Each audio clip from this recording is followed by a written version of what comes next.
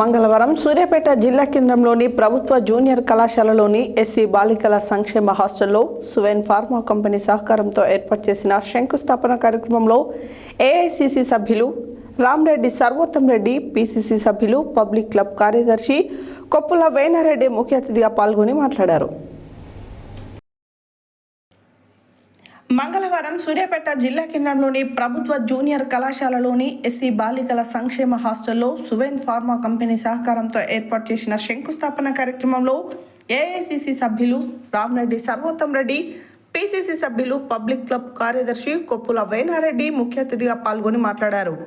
60 మంది విద్యార్థినులు మాజీ మంత్రి, సూర్యాపేట నియోజకవర్గ ఇన్ఛార్జ్ రామరెడ్డి దామోదర్ రెడ్డిని కలిసి మాకు ప్రహరీ గోడ లేక చాలా ఇబ్బందులు పడుతున్నామని చెప్పిన వెంటనే దామోదర్ రెడ్డి సువెన్ ఫార్మా కంపెనీ వారి సహకారంతో అభివృద్ధి పనుల కింద సిఎస్ఆర్ నిధుల నుండి 10 లక్షల రూపాయల వ్యయంతో నిర్మాణం చేపట్టడం ఎంతో సంతోషకరమైన విషయమని అన్నారు. సువెన్ కంపెనీ చేస్తున్న స్వచ్ఛంద సేవలు అమోఘమని అన్నారు.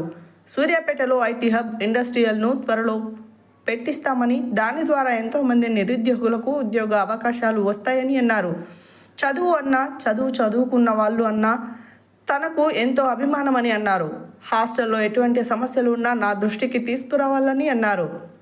ఈ కార్యక్రమంలో షెడ్యూల్ కులాల అభివృద్ధి శాఖ జిల్లా అధికారి Latha, Suven associate vice president M Ramesh Babu, senior manager Venkataramana, PRO Saidulu, మాజీ municipal floor leader Kakkireni Srinivas, Congress party పట్టణ అధ్యక్షులు అంజదు Ali, బైర్ Shailender, Vemulakonda Padma, జహగీర్, ఎల్మినేట్ Abhinay, Anantula Yadagiri, Kummam Rajender, Silveru Sabarinath, Pandini Mallesh, Abdul Rahim, Panthangi Dasharatha, Chenchala Nikhil Naidu, Narsing Mahesh, Divya Sanjay, Gaddala Chandrashekar, Sirisha, Aleti Manikyam, HWO Vani, Jyotsna, ASW Indira, Sridevi, Nirmala, ward incharge Naresh, Pillai, Maddipoyina Thirumalesh, Krishna, Jeevan తదితరులు పాల్గొన్నారు.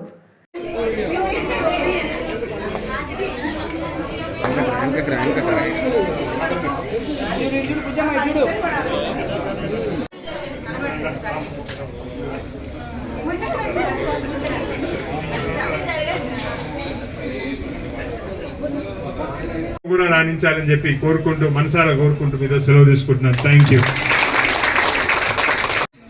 మమ్మల్ని ఆహ్వానించిన సువెన్ సంస్థ వారికి, రమేష్ బాబు గారికి, అదేవిధంగా district social welfare officer Latha madam గారికి, దానితో పాటు ఇక్కడ ప్రిన్సిపల్ వార్డెన్ జ్యోత్స్న గారికి, అదేవిధంగా మిగతా అధికారులు, అనధికారులు, మా నాయకులు, తోటి కార్యకర్తలకు, అదేవిధంగా విద్యార్థినులకు అందరికీ కూడా హృదయపూర్వక నమస్కారాలు. ఎందుకంటే ఇది ఒక మంచి కార్యక్రమం అనే ఆలోచనతోటి తొందరగా చేయాలని మాకుండే, కానీ సువెన్ సంస్థ వాళ్ళు సిఎస్ఆర్ ఫండ్స్ కింద జనరల్గా ఒక సంవత్సరం ముందే వాళ్ళు అన్ని ప్రోగ్రామ్స్ డిసైడ్ అవుతుంటాయి. ఎందుకంటే అది ఒక అంతర్జాతీయ సంస్థ. ఈరోజు ఏదో స్థానికంగా కూర్చొని చేసుకునేది కాదు. మనం పెట్టే ప్రతి ప్రపోజల్ కూడా జర్మనీ దేశం వరకు వెళ్ళి అక్కడ డిసైడ్ అయ్యి మళ్ళీ ఇక్కడికి వస్తుంది.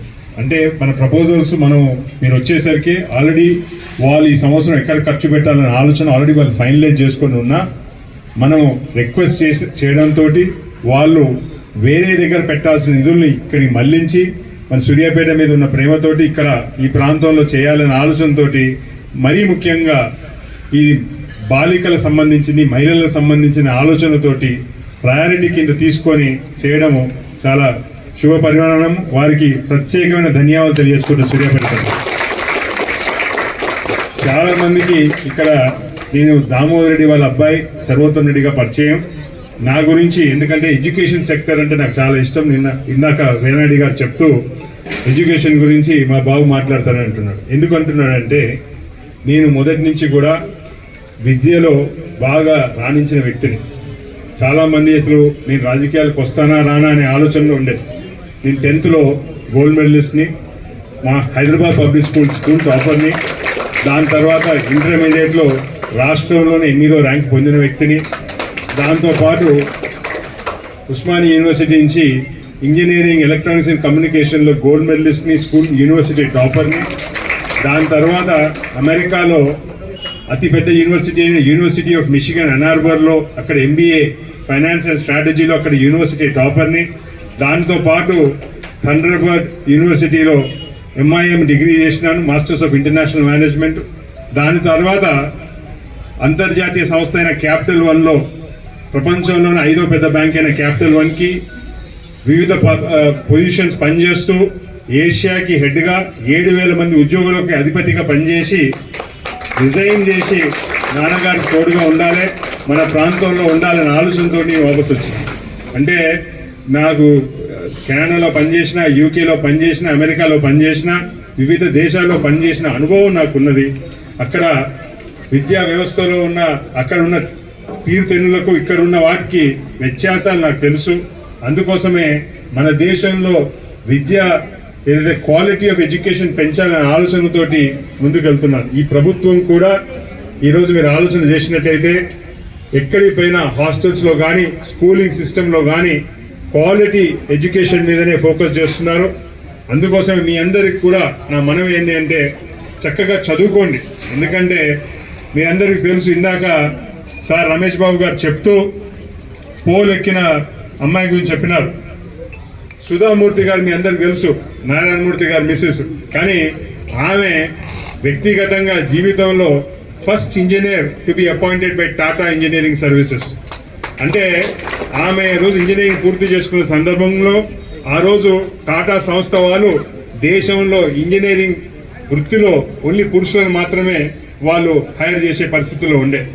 ఆమె డైరెక్ట్గా MD చైర్మన్ గారు లెటర్ రాసినారు. సుధామూర్తి గారు ఏమని రాసినారు, నేను ఇంజనీరింగ్లో ఇంత పట్టభద్రురాలు అయ్యి నాకు అన్నీ ఉన్నాయి క్వాలిఫికేషన్స్, నన్ను ఎందుకు కన్సిడర్ కూడా చేయట్లేదు నేను మహిళను అంటే, ఆమె కోసం టాటా సంస్థ వాళ్ళు మహిళల్ని ఇంజనీరింగ్ తీసుకొని ఈరోజు టాటా సంస్థలో దాదాపు 50% మంది మహిళలు ఉన్న పరిస్థితి.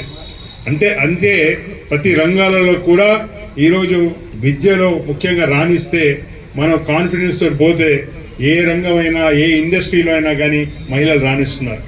అందుకోసమే నా రిక్వెస్ట్ ఏంటంటే మంచిగా చదువుకోండి. ఈ కాలేజ్ డేస్ మళ్ళీ రిటర్న్ రావు. అందుకోసం ఎంజాయ్ కూడా చేయాలి. చదువు ఉండాలి, ఎంజాయ్మెంట్ ఉండాలి.